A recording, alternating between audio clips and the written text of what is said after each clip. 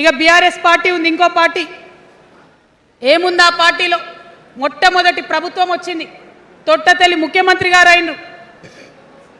మంచి సాలు తీయాల్సి ఉండే, అది సామాజిక న్యాయానికి కావచ్చు, ఒక ప్రణాళిక కావచ్చు. 3 ముఖ్యమైన అంశాలతో తెలంగాణ తెచ్చుకున్నాం: నీళ్లు, నిధులు, నియామకాలు.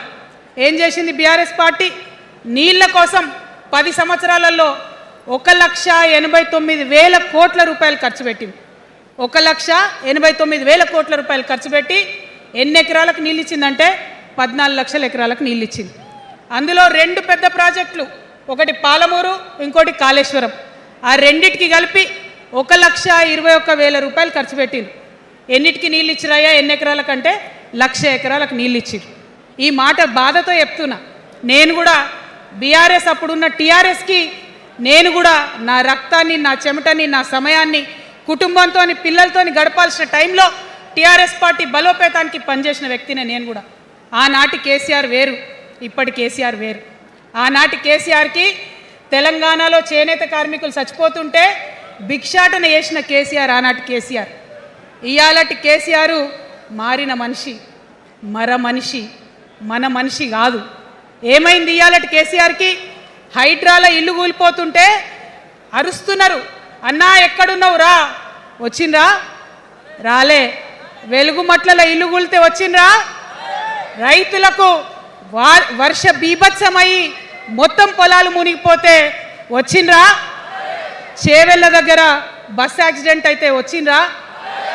ఎక్కడ చిన్న కష్టం వచ్చినా ప్రజలకు ఆ సారు రారు, ఆ సారు రారు. ఎందుకంటే ఆయన మారిన మనిషి, మనిషి, గుంటనెక్కల తోడేళ్ల చేతిలో ఖైదీ అయినటువంటి మనిషి, మన మనిషి కాదు. బాధతో, దుఃఖంతో, ఆవేదనతో చెప్తున్న మాట, సంతోషంతో చెప్తలేని ఈ మాట నేను. అట్లాంటి కేసీఆర్ ఎట్లా ఉండే ఒకప్పుడు? అదే ఆర్డీఎస్ అంతా పాదయాత్ర చేసి నా తెలంగాణకు నీళ్లు కావాలని అడిగినారు.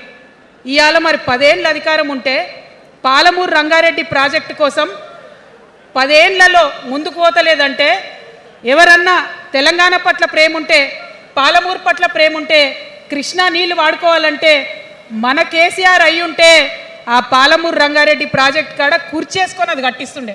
ఏం చేసినారు మారిన కేసీఆర్ గారు? పంజాబ్కి పోయినరు, గుజరాత్కి పోయినరు, బీహార్కి పోయినరు. మేము మొత్తం రాష్ట్రంలో పీక్ కట్టలు కట్టాం, నేషనల్ పార్టీ పెడతామని పోయినరు తప్పితే తెలంగాణ ప్రజలను పట్టించుకోలేదు. పట్టించుకుని ఉంటే, కేంద్రంతో గొడవ పెట్టుకోకుండా ఉంటే ఇవాళ పాలమూరు రంగారెడ్డి పారకపోతుండేనా? నేను అడుగుతా ఉన్నా స్ట్రేట్గా.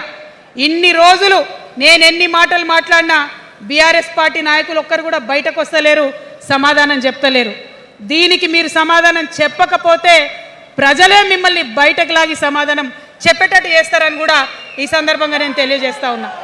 ఒకటే మాట అడుగుతున్నా, మన కేసీఆర్ అయి ఉంటే ఆనాడు తెలంగాణ బిడ్డలు కష్టపడితే బయటకు వచ్చి నా బిడ్డలకు ఇబ్బంది అవుతుందని కొట్లాడిన వ్యక్తి, సింగరేణి గనిలో ఒక కార్మికుడు చనిపోతే అక్కడి దాకా పోయి చూసి వచ్చినటువంటి వ్యక్తి. మరి తెలంగాణ వచ్చినాక ఏమైందా ప్రేమ?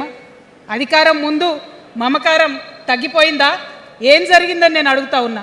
ఎందుకు ఈ మాట చెప్తా ఉన్నా అంటే, ప్రేమ నాకు కూడా ఉంది. నాకు తండ్రి కావచ్చు, అది వేరే విషయం.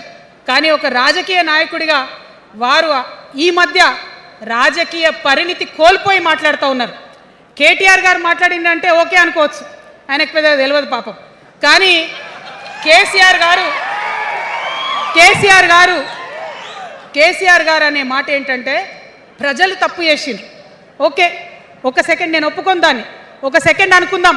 ప్రజలు తప్పు చేస్తే నేను ఒక తల్లిగా అడుగుతున్నా, నేను నా కొడుకో మాట చెప్తా, వాడు వినలేదనుకో, కింద పడ్డాడు అనుకో, ఇడిచిపెడతానా? దగ్గర తీసుకొని మంది అనా?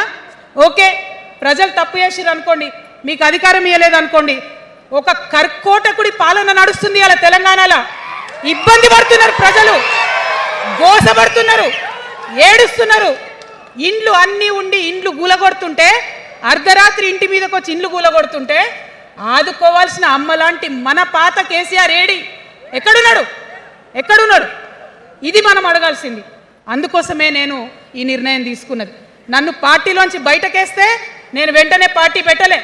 ఆనాడు కూడా చెప్పిన నేను ఆలోచన చేస్తున్నా, మారతారేమో మారతారేమో మారతారేమో అని చూసిన, పదే పదే పదే వేచి చూసిన.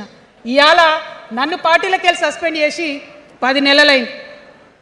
నాకు నిజంగా మంచిగానే అయింది. ఎందుకు తెలుసా? ఆనాడు ఉద్యమకారులను ఇబ్బంది పెడుతుంటే నేను ఇంకా గట్టిగా మాట్లాడాల్సింది, మాట్లాడలేదు. ఆనాడు మీకు జరిగింది, ఇవాళ నాకు జరిగింది. కొత్త ఏం లేదు. కేసీఆర్ కోసం, టీఆర్ఎస్ పార్టీ కోసం, ఆనాడు తెలంగాణ ఉద్యమం కోసం ఇండ్లు అమ్ముకొని, భూములు అమ్ముకొని, ప్రతి ఊర్లో టీఆర్ఎస్ కండువా వేసుకొని పోరాటం చేసినటువంటి కార్యకర్తలు ఎక్కడున్నారు ఇవాళ? ఒక్క గుళ్ళ మెంబర్ ఇయర్ రాలేదా? ఒక్క గుడి చైర్మన్ ఇయర్ రాలేదా? తెలంగాణను వ్యతిరేకించి ఉద్యమాన్ని తొక్కిపట్టి మన మీద లాఠీలు పెట్టి కొట్టినటువంటి వాళ్ళకు తీసుకొచ్చి ఎమ్మెల్యే సీట్లు ఇచ్చి వాళ్ళ అనుచరులు వచ్చి మిడతల దండలాగా మన కార్యకర్తల మీద పడితే తల్లి కోడి కాపాడుకున్నట్టు పిల్లల్ని కాపాడుకోవాల్సిన మన కేసీఆర్ ఎడబోయింది.